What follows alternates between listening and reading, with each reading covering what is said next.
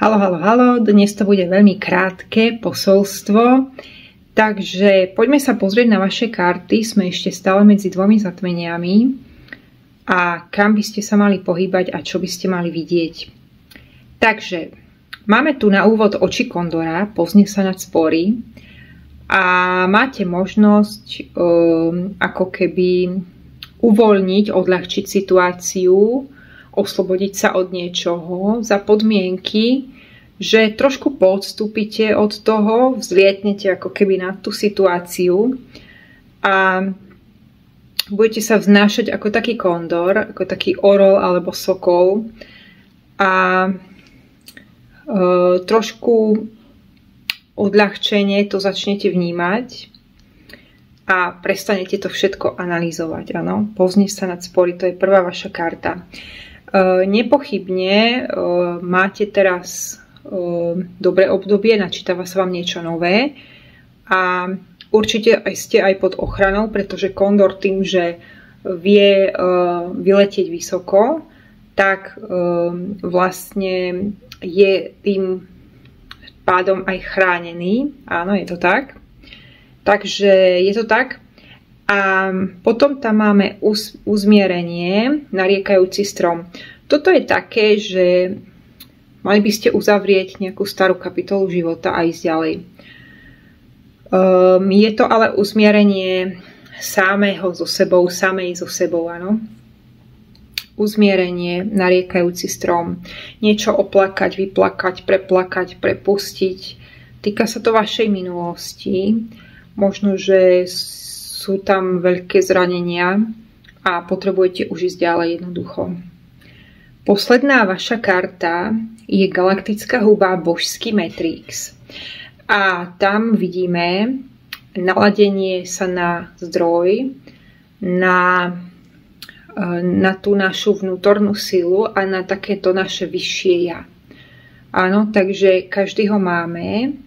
Je jedno, ako to nazveme, či je to intuícia, alebo je to vyššie ja, alebo je to podvedomie, ale od vás sa vyžaduje naladiť sa na to podvedomie, na to vyššie ja a vlastne aj dôverovať, pretože galaktická huba má podtitul Božský Matrix a Božský Matrix vždy vie, čo je pre nás dobré. Dajme tomu, je nejaká fáza, kedy niečo tak strašne chceme a potom sa na to splní a zistíme, že to nie je tak celkom ono to, čo by sme chceli. Nevidíme sa v tej úlohe celkom v pohode, komfortne a vlastne pochopíme, prečo nám to celé roky nešlo a prečo to bolo tak komplikované, preto práve že možno to nebola tak celkom naša cesta, ale niekedy je dobré si to vyskúšať a si to tak potom zhodnotiť. To je vlastne to, keď sa pozrieme na to tými očami kondora a povznesieme sa na to a ideme ďalej. Takže priatelia moji milí, choďte už ďalej, ale ešte predtým uzavrite staré dvere, oplačte veci, rozlúčte sa so starou etapou a dôverujte tomu, že vesmír má pre vás niečo lepšie, pretože vesmír je plný možností. Samozrejme neznamená to, že budeme sedieť a vyčkávať na gauči a nič nerobiť.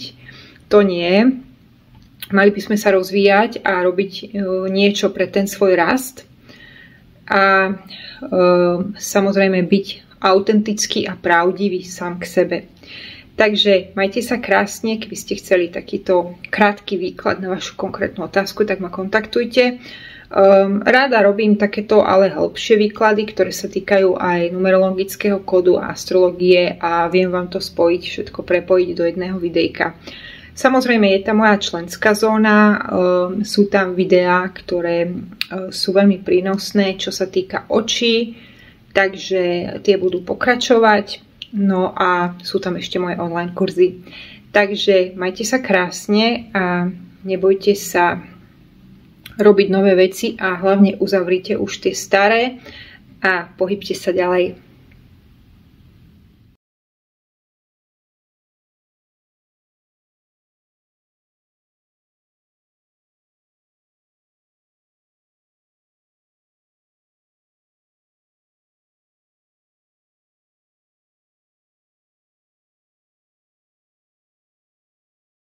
Halo, takže máme 15.9.2025 a toto je vaša krátka správa.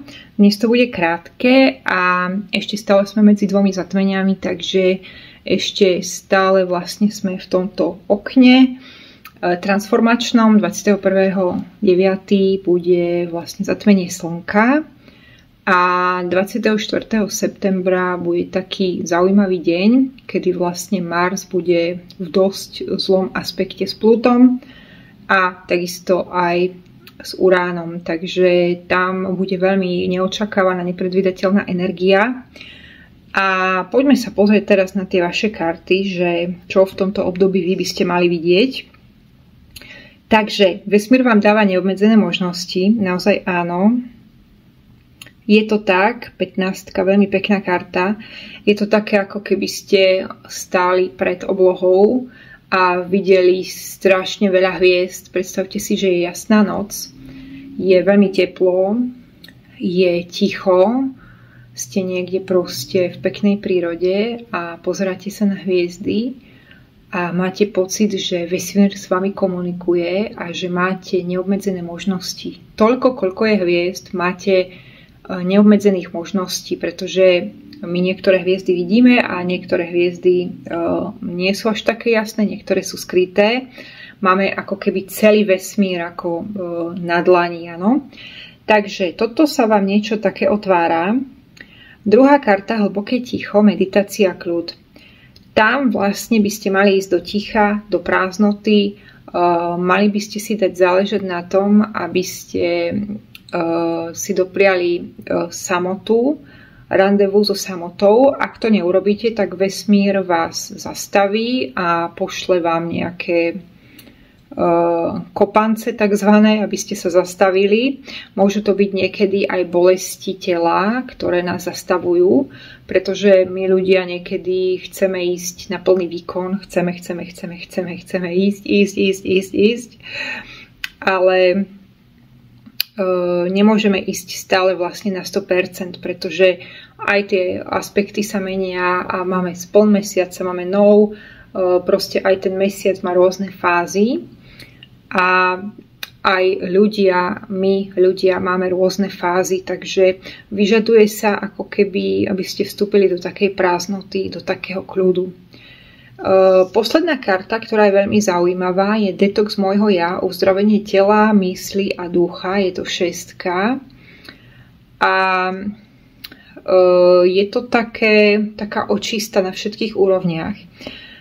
Do tej očisty spadá aj to, že možno máte v okolí nejakých ľudí negatívnych, ktorí vás ťahajú dole.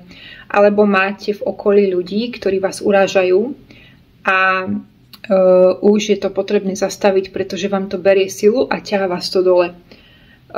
Alebo máte v okolí ľudí, ktorí vás neťahajú tým správnym smerom a ako keby potláčajú tú vašu esenciu duše. Tak či onak vy už viete, že ktorí ľudia to sú a toto je taký detox na všetkých úrovniach. Môže to byť aj niekto, kto je veľmi skeptický. Môžeme to byť aj my sami, ktorí sme skeptickí. Takže aj to nás môže blokovať a ťahať dole. Takže áno, ten vesmír vám dáva možnosti v tej prvej karte, ale ďalšia karta je hlboké ticho, meditácia, kľud a ďalšia detox môjho ja, čo znamená uzdravenie vlastne na všetkých úrovniach. Čiže s akými ľuďmi sa stretávam, čo ja si sama pre seba vytváram, aké dialógy, monológy vediem so sebou, ktorí ľudia ma urážajú, ktorí ľudia ma sťahujú dole. Potom, ako sa sama zablokujem nejakou svojou sabotážou a nejakými svojimi vnútornými monológmi. Toto všetko spadá do tejto karty. Takže toto je taká krátka správa pre vás, inak je to pekná karta hviezdy na nebi, neobmedzené možnosti, takže určite sa vám načítava veľa nového. Takže nebojte sa, choďte do kľudu, choďte do detoxu a potom prídu aj neobmedzené možnosti. Ja sa s vami rozlúčim a želám vám krásne dni.